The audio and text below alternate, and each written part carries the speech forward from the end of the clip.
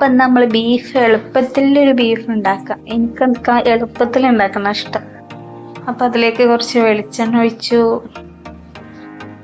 ഈ വെളിച്ചെണ്ണ എന്തിനാന്ന് ചട്ടിയിൽ ഒഴിക്കണം അറിയാം? ചട്ടി ചൂടാക്കിയിട്ടല്ല ഒഴിക്കണത്, അത് കടി പിടിക്കാതിരിക്കാനാണ്. അപ്പം നമ്മൾ ബീഫ് കരിയാതെ നമുക്ക് കിട്ടും.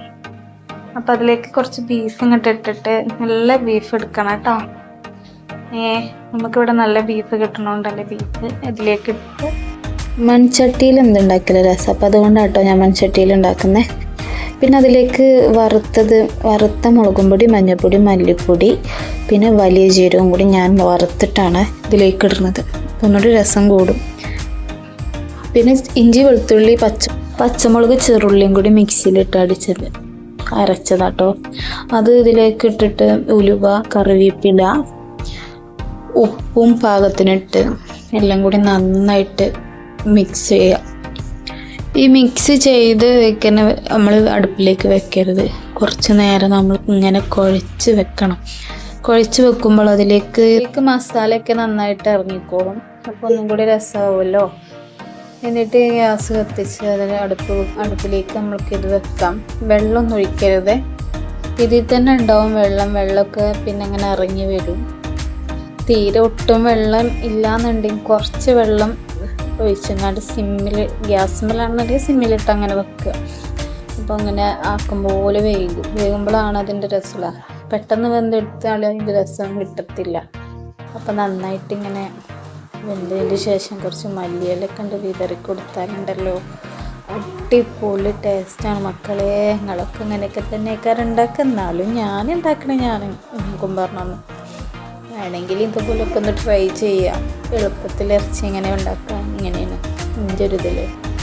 എന്നിട്ട് ഇത് നമുക്ക് ഇനി ചോറിൻ്റെ കൂടെ എന്തിൻ്റെങ്കിലൊക്കെ കൂടെ ഇങ്ങനെ കഴിക്കാം. നല്ല രസമല്ലേ? അപ്പോൾ ഇത്ര ഉള്ളൂ എൻ്റെ ഇറച്ചിൻ്റെ വീട്. ഞാൻ ഇനി ഇറച്ചിയും കൂട്ടി എന്തെങ്കിലും കഴിക്കാൻ പോട്ടെ. പ്ലേറ്റ് മാത്രമല്ല, പ്ലേറ്റിൻ്റെ കൂടെ കഴിക്കാനുണ്ട്. നിങ്ങൾക്ക് എല്ലാവർക്കും ഇഷ്ടപ്പെട്ട അധികം കഴിക്കാനും പറ്റാത്തൊരു സാധനമാണ് ഞാൻ കഴിക്കാൻ പോണേ. എന്താണെന്നറിയോ? പൊറാട്ടയാണ്. ഒന്ന് നമുക്ക് വീട്ടിൽ പൊറാട്ട ഉണ്ടായപ്പോൾ ഞാനൊരു പൊറാട്ട മാറ്റി വെച്ചു. അപ്പോൾ ആ പൊറാട്ടയിലേക്ക് ബീഫും കൂടി കുട്ടി ഒരു പിടി പിടിക്കും. നല്ല അടിപൊളി ടേസ്റ്റാണല്ലോ പൊറാട്ട.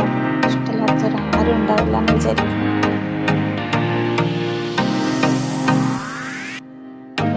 പൊറാട്ട കൊണ്ടൊന്നും ആയില്ല. അപ്പോൾ നമുക്ക് കുറച്ച് ചക്കക്കൂട്ട ഉണ്ടായിരുന്നു. ചക്കക്കൂട്ട ഇറച്ചിക്കറി അടിപൊളി ടേസ്റ്റാണ് കേട്ടോ. ചക്കക്കൂട്ടിൻ്റെ കൂടെ എൻ്റെ കൂട്ടിയാലും രസമാണ്, ഒന്നുമില്ലെങ്കിൽ രസം. മീൻകറി ചേരും, ഇറച്ചിക്കറി ചേരും, കോഴിക്കറി ചേരും, ഒന്നുമില്ലെങ്കിൽ പുള്ളിച്ചമ്മന്തി ആണെങ്കിലും ചേരും. ഇപ്പം ഒന്നുമില്ലെങ്കിൽ കട്ടച്ചായൻ്റെ കൂടെ ചക്കക്കൂട്ടാൻ എങ്ങനെ കഴിക്കുകയാണെങ്കിൽ കഴിക്കും.